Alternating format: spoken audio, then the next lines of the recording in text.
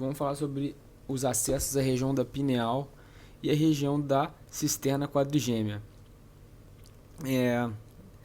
Falando da anatomia dessa região da cisterna quadrigeminal, ela é uma região rica em estruturas venosas importantes que ficam em frente da glândula pineal aqui atrás. Primeira estrutura importante é a ampola de Galeno, ou veia de Galeno, que é a confluência das veias profundas do cérebro.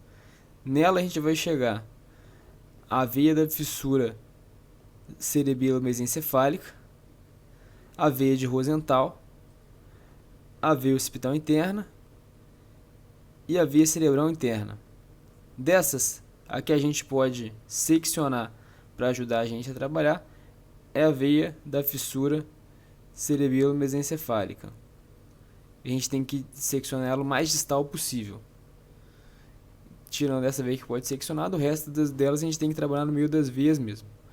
E a gente tem também a anatomia da região posterior do terceiro ventrículo, que é a região do epitálamo, onde a gente tem mais superiormente o recesso suprapineal e na parte mais inferior a comissura posterior. E no meio delas a gente tem a glândula pineal.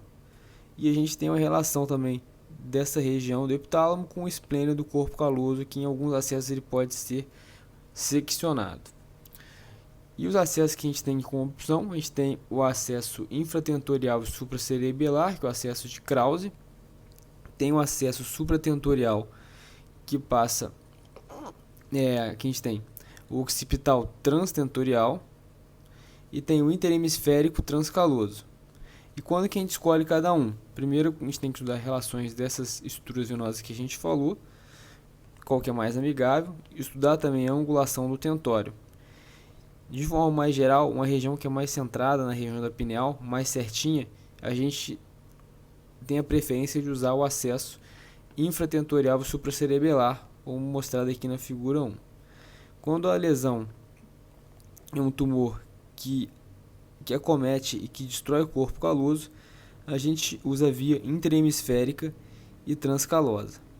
E quando ele é um acesso que tem uma angulação baixa, que tem um tentório baixo e que o ângulo reto é a melhor opção para você chegar na lesão, aí você usa o acesso supratentorial, occipital, transtentorial. E a posição do paciente que usa o acesso infratentorial supracerebelar de Krause, a gente tem a opção de usar a posição semi-sentada e a posição prona. Vantagem da posição semi-sentada é que o cerebelo cai com a gravidade e que o sangue escorre, que facilita o acesso. E a posição prona tem a vantagem de ter menos complicações. A craniotomia é a craniotomia que é com pontos de trepanação abaixo do íneo, com 2 pontos de trepanação paramediano ao seio occipital. Toda a craniotomia abaixo do seio transverso. E você estende a craniotomia até o forame magno. Aí você tem essa visão aqui, onde você espatula o cerebelo para baixo, tem visualização da região dos seios venosos, e você vai ver ali também veias pontes no caminho, onde você tem as veias centrais, que podem ser sacrificadas para ajudar no acesso, porém as veias laterais não podem, pelo risco de infarto venoso se isso acontecer. Outro posicionamento que a gente tem para outra craniotomia, da transtentorial occipital, occipital transtentorial, a gente pode posicionar o paciente em 3/4 de prona, em prona ou park bench. A incisão, uma incisão na região occipital, sempre passa a linha média, porque a gente tem que trabalhar na região da foice e nos hemisférios, entre a foice e entre os hemisférios, então você tem que ter uma exposição da região mediana. E o lado que a gente for abordar sempre fica para baixo, para a gravidade deixar ele cair e facilitar o trabalho.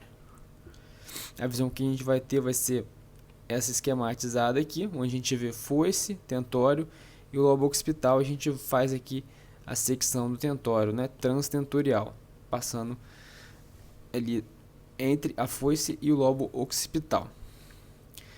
E aqui mostrando também a região da cisterna quadrigeminal, da região da pineal, e a gente tem também aqui a visão da veia pré-central cerebelar, que pode ser seccionada nesse acesso.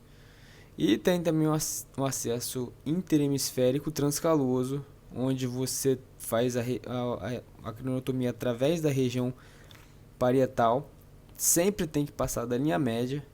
E um ponto craniométrico importante dessa craniotomia interhemisférica transcalosa é o ponto intraparietal, que fica 5 cm acima do íneo e 4 cm lateral a esse ponto, tá?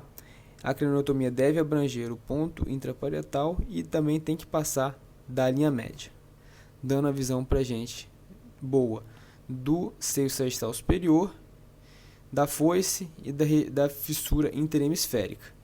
Tem que expor bem o seio sagital superior para conseguir espatular a foice e o lobo parietal e entrar na região interhemisférica.